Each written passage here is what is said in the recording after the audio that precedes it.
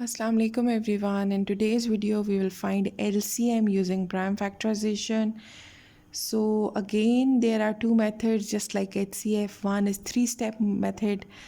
I have already discussed while finding HCF, and I told you that the process of finding LCM through three-step method is also same except the last step. So I will tell you the difference.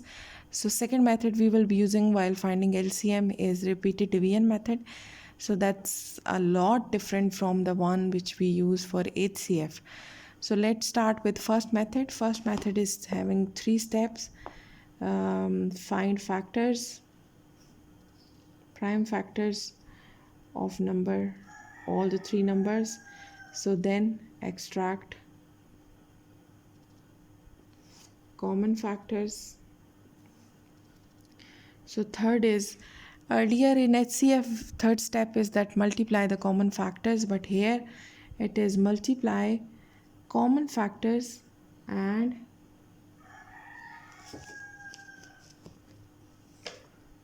the non-common factors,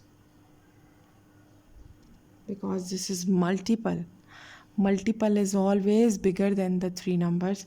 So in the last step you will not only multiply the common factors, but also you will multiply the non-common factors to get LCM. So the question can come in one's mind that if we need to multiply the common factors and non-common factors together, so then what's the advantage of extracting common factors in step 2? So the concept basically is that while finding LCM of two or more numbers, the common factors comes once in LCM, but the non-common factors, they come um, you know if there is 7 in one's number, so 7 will go in multiplication of while finding LCM. So the common factors will come only one time while finding the LCM. So let's solve one example. This will be more clear. So I will start with a smaller example. Let's say if I need to find LCM of 4 and 6.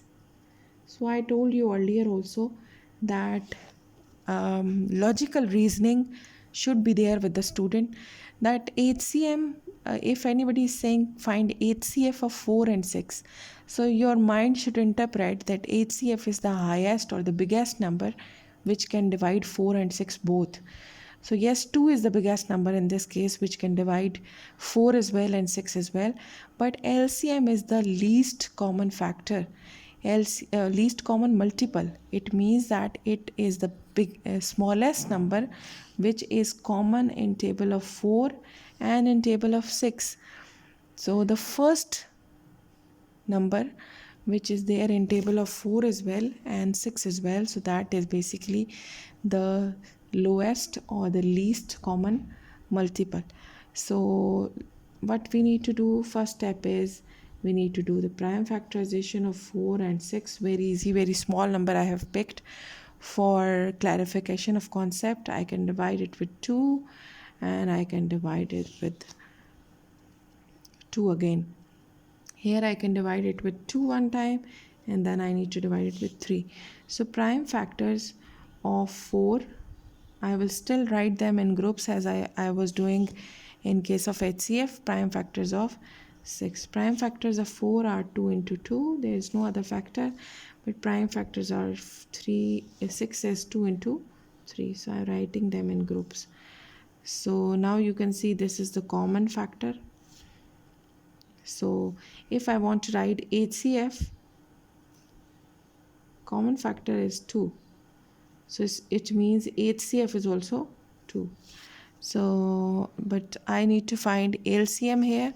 So LCM is common factors multiply by non-common factors, the remaining factors.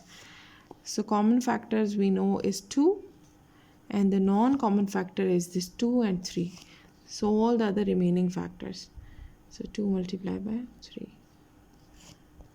So it's 3 2s are 6 and 6 2s are 12. So LCM of 4 and 6 is 12. 12 is the smallest number which is coming in table of 4 and in table of 6. So question comes in the mind is that can LCM be 1? So the answer is no.